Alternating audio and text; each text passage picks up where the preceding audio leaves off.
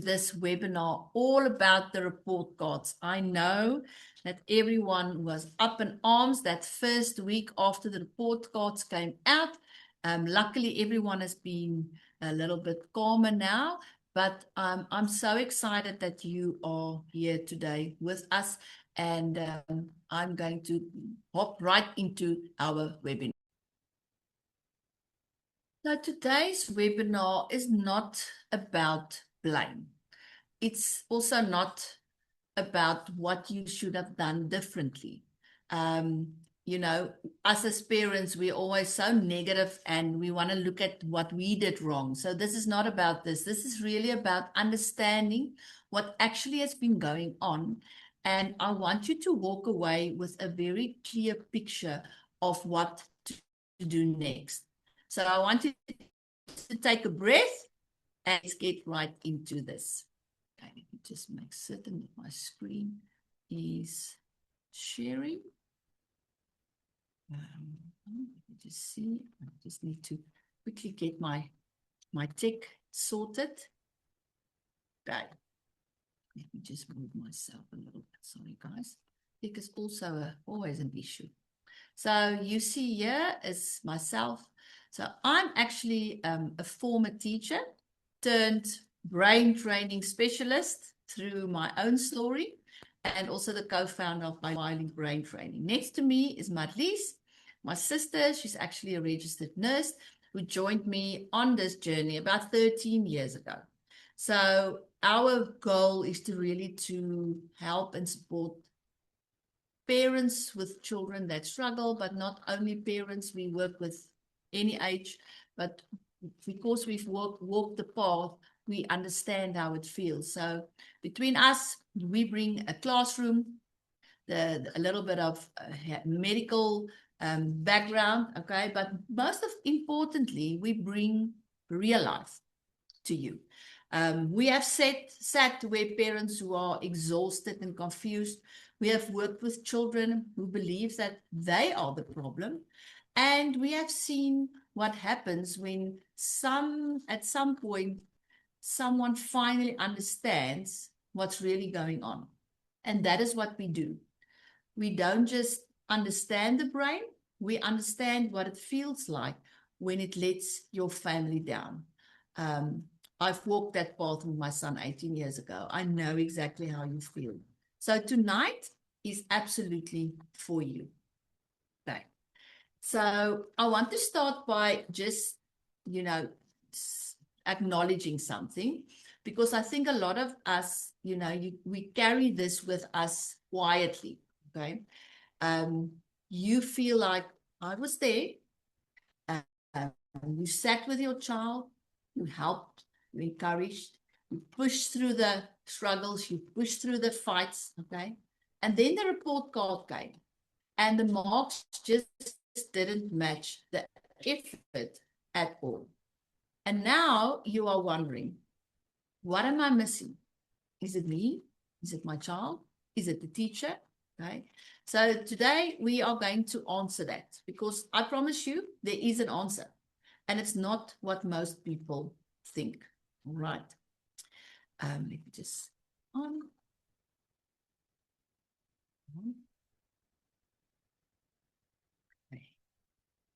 Let me just get all my tools to work. Probably the slide I wish that actually every teacher could see, and luckily you guys are here. Because we look at our children, or you look at someone and you see certain behavior. So when a child forgets something, you just literally told them. It's not always a bad attitude, right? When they have a massive meltdown over something that you feel was so minute, okay? It's not always manipulation, because that's what we think, right? When they sit at a desk planning to do the homework now, and you see that, oh, the lights are on, but no one's there, okay? It's not because they're lazy, not always, okay? What it actually shows us is it's a brain that is working incredibly hard, but without the right tools. And when a brain gets overwhelmed, it does two of one things. This is powerful, guys. It either explodes or it shuts down. Okay. And both of those look like a person that's got a behavioral problem, but they're not. Okay. It's signals from the brain. Okay. So let's look at this. And I know if I'm going to say put up your hands, who's tried this? The sticker charts. You've tried reward systems. Okay? You tried to take the Xbox away, the screens away, extra classes, extra tutoring, okay? Reading together every night. And I'm not saying that those things are wrong or not working. I'm saying that they don't last because they are not targeting the real problem. And this is very important. You cannot motivate a child.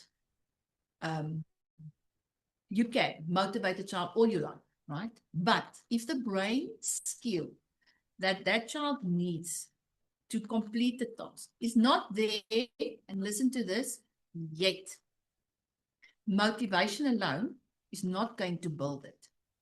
If they could have done it, they would have, right? That's the thing that I really wanted to hear today.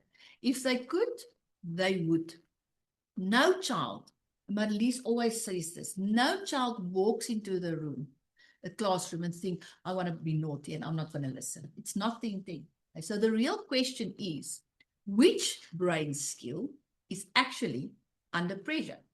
And how are we going to build that? And that's what we're going to show you.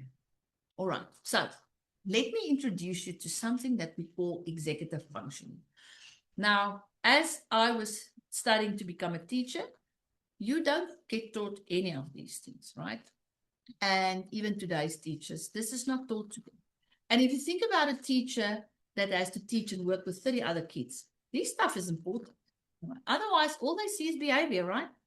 So all I know is that if the knowledge is there and the understanding, the way we react is different. So executive functioning is actually, sits here, the front, it's actually the brain management system, okay?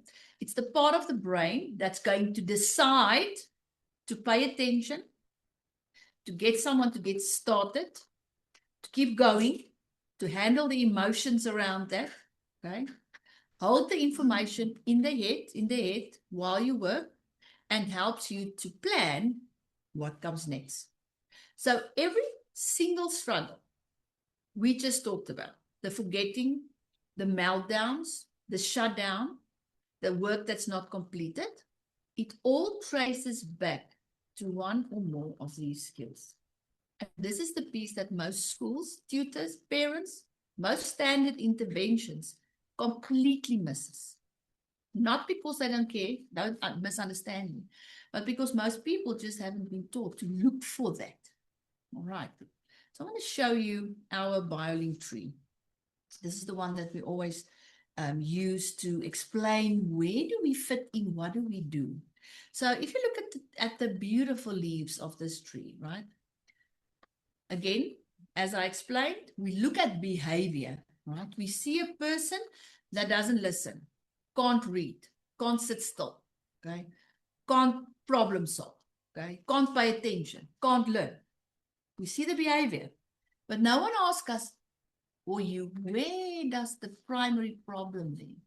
And this is actually how the brain learns, and this is actually where everything begins. So we talk about the roots is our basic cognitive skills, right?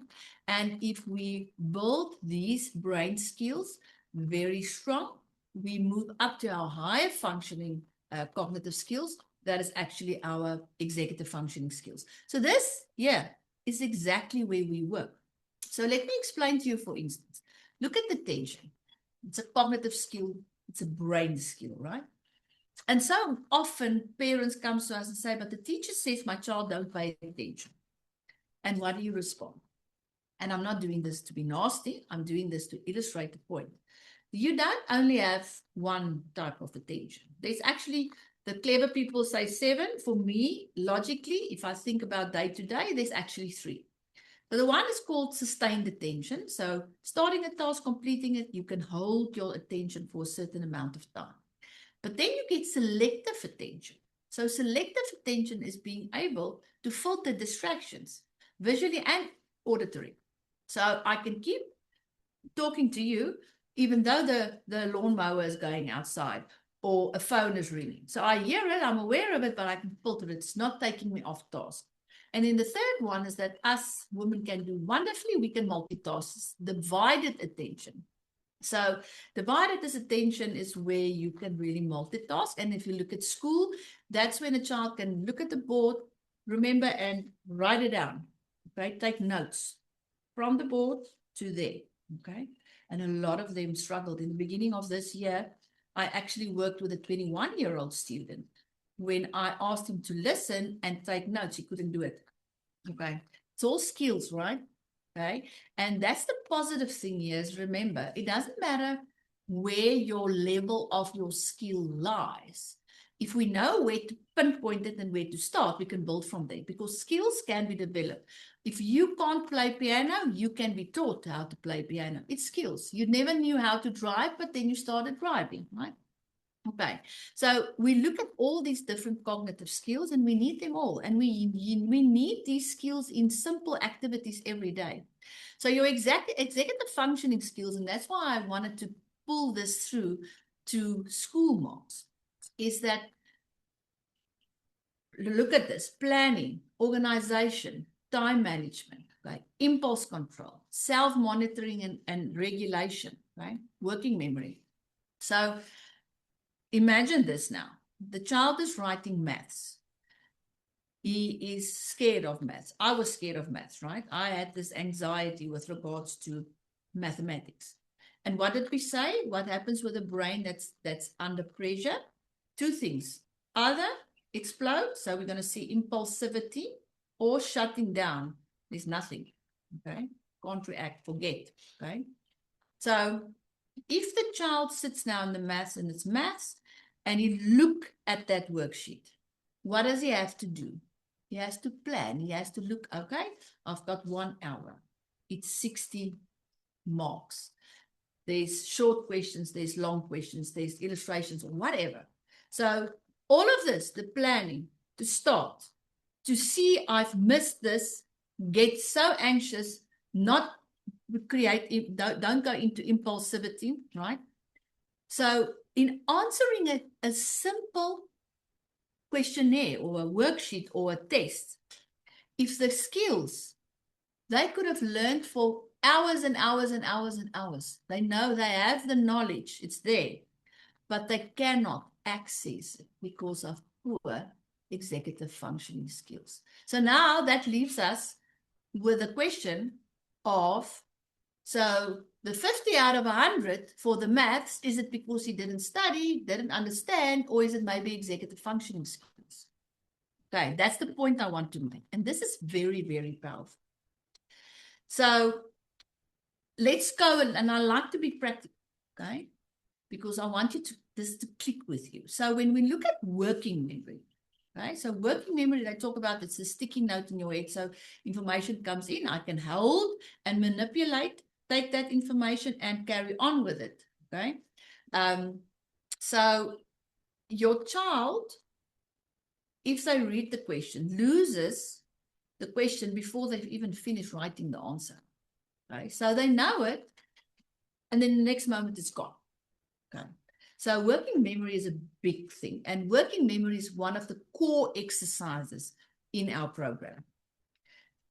When we look at stamina, I talked about stamina. When the stamina is short or low, they start the test or the homework, start well, okay? But then, oh man, in the middle and maybe at the end, they totally fall apart, okay? And it's not inconsistency, it's a tank that runs out. The brain is tired. We look at processing speed, okay? I'm not saying a child is slow, I'm saying brain processing speed. So the time that the brain needs to act, to get the information in, access it, and then take it further, okay? But if a person has got slow processing speed, they struggle in maths and reading to the point. They struggle with that, okay? So they're reading the words, but nothing is registering fast enough to stick. So they fall behind. And then there's gaps, okay, that starts building up. When we look at impulse control, for instance, if they can't wait, they rush, they skip steps, they make the stupidest mistakes, okay, when they actually know the work. Because the brain moves faster than the thinking. If we look at planning and organization, as I just illustrated, assignments are forgotten, the work gets lost, there's panic, there's fights, okay, before every deadline. So the report card isn't measuring how smart your child is, it's showing you which brain skills actually needs support. Okay. So this one is important because I wanted to look at both sides. So on the left is what the teacher writes. On the right is what's actually happening in the brain. Okay. So if we read, could do better if he tried harder. We see this so often. Okay. It's actually just because sometimes the attention stamina is not there, okay? They're not choosing to switch off, all right? Makes careless mistakes. We talked about that. That's impulse control, okay? They cannot, and it's the most difficult skill to teach someone. Again, in our program, it's very easy because we make attention visible, okay? So we can show them how it looks and feels to wait. Okay. So with impulse, with that one, the careless mistake is not because they are sloppy, they just cannot slow down. Okay. Doesn't follow instructions. We hear this so often. This is a combination of processing speed and working memory. Okay? They couldn't hold all the steps together. Okay. Because they hear them and then it's gone. All right. And then with this one also, work is often incomplete. You see there's a lot. Again, also, we can look at processing speed because they take forever, okay? Because they don't finish. So this is the students that sometimes in recesses have to stay in because they couldn't complete during the task, during the class time, okay? Seems distracted or daydreams. So the brain is struggling to redirect once it's drifted. So they are going into their own world, but then they can't bring themselves back. Okay. So none of these are talking about the child's character, but this shows them that it delves into their character, guys. Okay. Every single one of them is a brain skill we can actually work. All right. So I want to talk to you quickly, and I'm going to give you my background. So when on my journey with my son, when he was diagnosed with ADHD and autism and sensory processing and learning disabilities, all the stuff that was put on our table, we were really very confused. And at one time, I had 6 different reports on my table. And if I read them all, it looked like 6 different children because the OT looked through the OT glasses, the educational psychologist through their glasses. So it was different perspectives, but it left me as a parent feeling that I don't know what to do and I don't know where to go. And my husband is a professor in chemistry. And if you are married to a scientist, I promise you, they want to measure. So we will go to the OT and the OT will say, okay, but he's better. And then Dion would say, how much? Give me a measurement, okay? The other thing with regards to an assessment is that if a child is shy or has been to so many places and they now it's just another place that they have to go and there's an interaction with a person, especially with your autistic children, you don't always get the real result because of that personal connection, right? So we co-developed we first used in the beginning, we first used another assessment, and then we co-developed an assessment called the focus assessment, where we take out the person. So this is a computerized performance assessment where there's no person involved, right? We measure, and I'll show you now. Let me show you. We measure attention span, that stamina part. We measure processing speed, so it's going to help us to understand because if a child has got slow processing speed, we know that it affects all the memories. So the short-term memory, the working memory, we know that. We look at processing speed, we look at impulse control, and we look at the effect that auditory and visual distractions has. And you'll see now, that's why I showed you this previous one. You get a report And I know it's a little bit small. So this child is 8 years old, and I think it's 8%. So the assessment is 20 minutes long. It's like a game. They don't have to read or write or anything. We are putting them in a very, very boring situation where nothing is expected of them, so that we can see what is the stamina like. How fast can they process? Are they always impulsive, especially when they are not stimulated? That's because that's when we struggle, right? So this assessment gives us a number. So I will take 8% and work out of 20 minutes. Let's say it's 1.5 minutes. This person's attention span is actually long. And this gives you so much perspective of how you must react to this child. This is when you then understand this is not because he won't do it. He freaking well can't do it. Okay.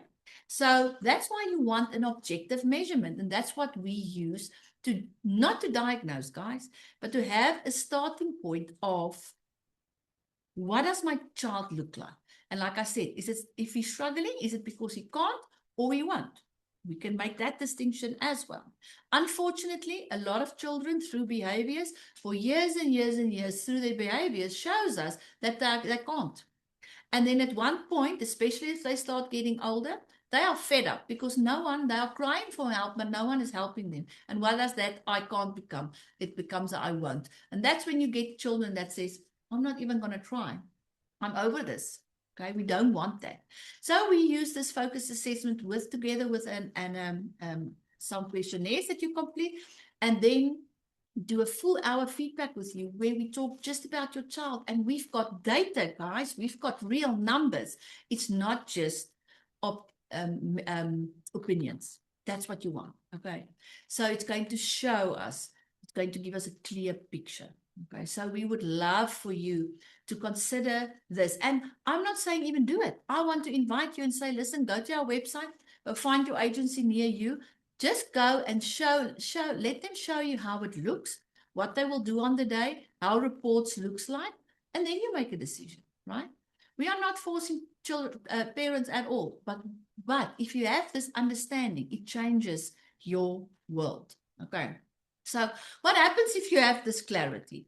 Guys, it's like the sigh of relief that's going to come over you. So when they understand what's been happening, the first thing they feel is relief. Just poor, okay, I can breathe again, because it actually finally makes sense, okay? Then that guilt that we feel as moms specifically, it goes away as well. The blame stops because we feel we are bad parents, okay? And you think your child is being naughty or is bad, okay? There's missing pieces, and we need to identify them. The next thing that happens is confidence, because your child starts to understand themselves. Remember, when we work with them, we coach them, we make them understand what they are struggling with, how it looks in everyday life, and then how we are going to change that. And then we can actually see changed behavior at home and in the classroom, okay? And that, because they've got more confidence, they show up differently, okay? Then you are going to get the direction, because like when I had all these reports, I didn't know what to do first. Here we can help you. And we work with lots of other professionals. We can help you to have that starting point, right? So no wishful thinking, right? Evidence-based. We have done this 1,000 times, okay? And it changes everything. All right, so you came because something needed to change. And I want to say that decision matters more than you know. Our child, I had to understand that really he wasn't just being naughty, because he was really struggling, especially with maths, right?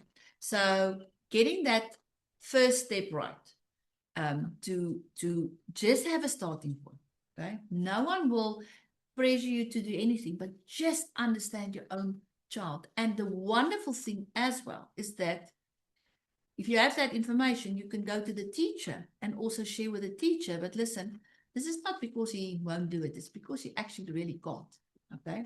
And then we can do something with it. A lot of times parents will, and this we get a lot, they will say, but my child is on Ritalin, but the marks is not going up. Hello?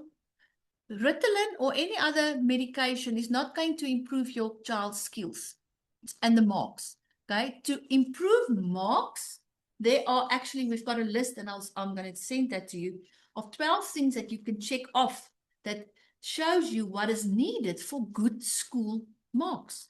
Okay. But a medication, guys, is not going to do that. Okay. The child, you as a parent first need to make certain that your child knows how to study. You must make certain that they do study. And then, yeah, they have to, on the day, be prepared and know and have strong executive functioning skills so that they don't go into a Ramsey when something goes wrong, when they write that, okay? Because we want to stop children feeling like I've put in all these hours and it's for nothing, because they give up, okay? So I don't want you to let another term pass by just hoping things will improve, okay? You do have options. All right. So I want to close with this before we go, because really, I know because we've worked with thousands of families, you are not a bad parent, okay? And your child is not a bad child, okay? You are both doing absolutely the best that you can with what you currently understand. And I hope that you have added something to that understanding, okay? And it's not small, it's actually everything, okay? So we are here to walk with you every step of the way, okay? We don't want you to figure this out on your own. So I'll send the recording, and I want to invite you to go and visit one of our centers, make an appointment, go have a coffee, just have a discussion. Sometimes as parents, we just want to talk. We just want to soundboard off someone. And our agents are amazing. They are absolute God-sent people, because they have this heart that we all have of understanding and wanting to really help and make a difference. Thank you again for attending, and we hope to see you at our next presentation.